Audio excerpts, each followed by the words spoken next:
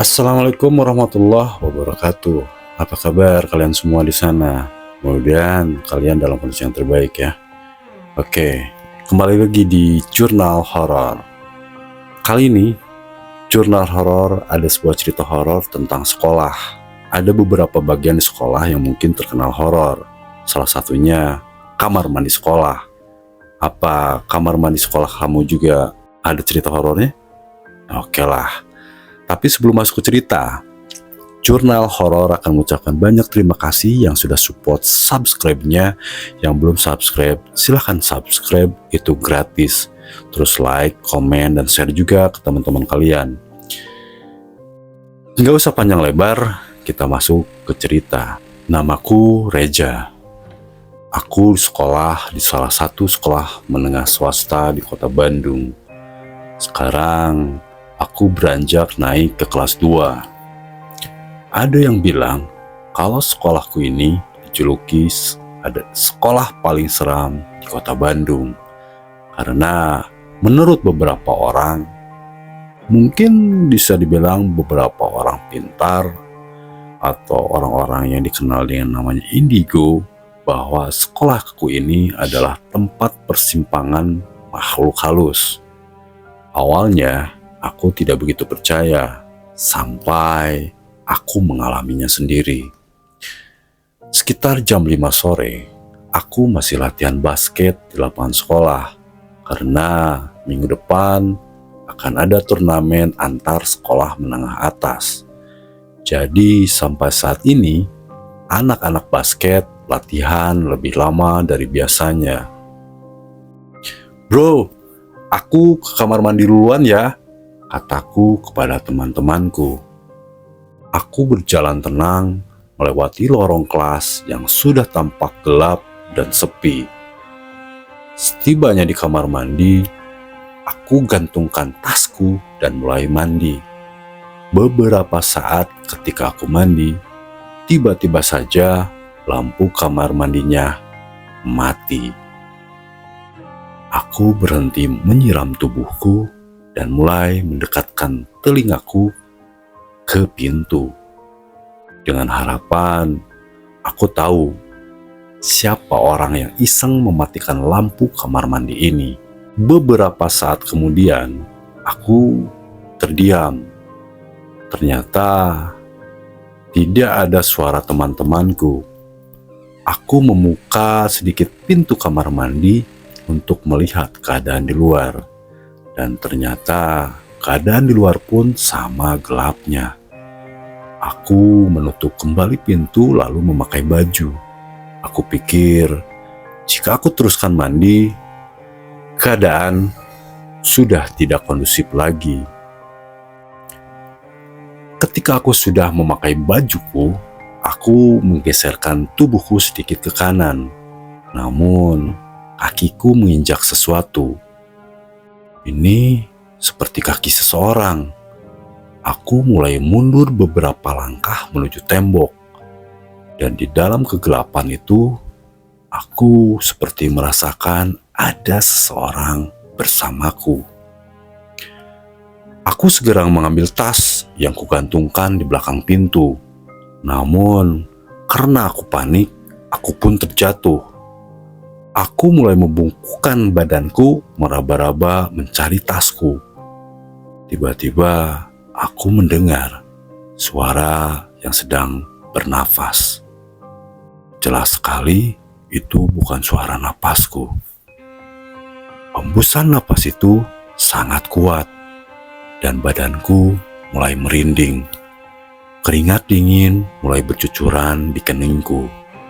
Aku ingin segera keluar dari sini. Aku mencari gagang pintu yang ada di sisi kiriku. Namun, pintu kamar mandinya susah terbuka. Dan dari arah belakangku, angin dingin berhembus, seperti meniupi pundakku. Suara hembusan napas ini membuatku semakin takut. Aku memberanikan diri membalikkan tubuhku. Namun, tidak ada siapa-siapa. Jantungku kini semakin berdegup kencang. Aku ingin berteriak memanggil teman-temanku. Namun aku tidak bisa. Tubuhku sekarang menjadi kaku. Badanku sama sekali tidak bisa digerakkan. Tiba-tiba ada sesuatu yang bergerak-gerak di atas kepalaku. Sekarang aku merasakan ada sesuatu yang menyentuh rambutku. Sedikit demi sedikit, dan kali ini teksturnya mulai terasa. Ini adalah rambut. Sebuah rambut yang sangat panjang dan menutupi wajahku. Sekuat tenaga, aku berusaha memberontak.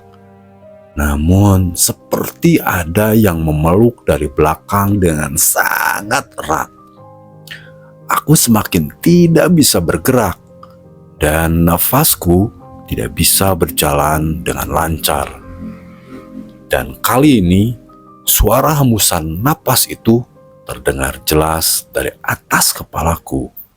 Aku mulai membaca doa di dalam hati sambil mengingat doa-doa yang aku hafal. Namun sulit sekali untuk mengeluarkan suara. Sampai akhirnya aku bisa bergerak. Ketika aku lihat ke atas, nampak sebuah wajah dengan mata yang sangat merah. Hanya beberapa detik saja aku melihat sosok itu dan tidak lama sosok itu menghilang. Badanku yang kaku sudah bisa aku gerakkan dan aku segera berlari keluar. Di depan, aku bertemu dengan teman-temanku yang sudah menunggu di pos satpam. Aku segera menceritakan kejadian tadi kepada teman-temanku. Dan temanku pada kaget.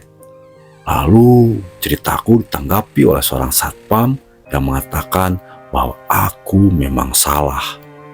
Aku salah karena sudah memakai kamar mandi itu.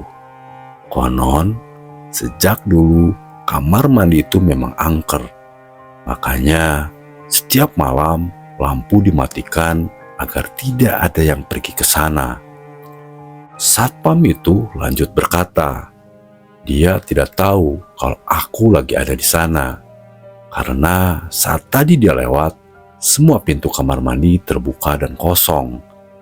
Aneh, padahal jelas sekali tadi aku ada di dalam salah satu kamar mandi itu. Nah, itu cerita horor salah satu bagian yang ada di sekolah, yaitu kamar mandi. Nah, buat kalian yang di sekolah nih, kalau ke kamar mandi itu baca-baca dulu lah gitu, atau gimana, permisi dulu lah, atau gimana lah, itu gimana baiknya aja. Nah, itu cerita horor yang curah horor ulas kali ini. Jangan lupa di dunia ini berdampingan sama mereka yang tak kasat mata. Banyak hal-hal di luar nalar yang masih belum bisa dipecahkan secara logika. Terima kasih yang sudah mampir, terima kasih juga yang sudah subscribe, terima kasih supportnya. Yang belum subscribe silahkan subscribe, itu gratis. Terus like, komen, dan share juga ke teman-teman kalian ya. Sampai ketemu lagi di cerita-cerita seram yang ada di jurnal horor. Salam horor.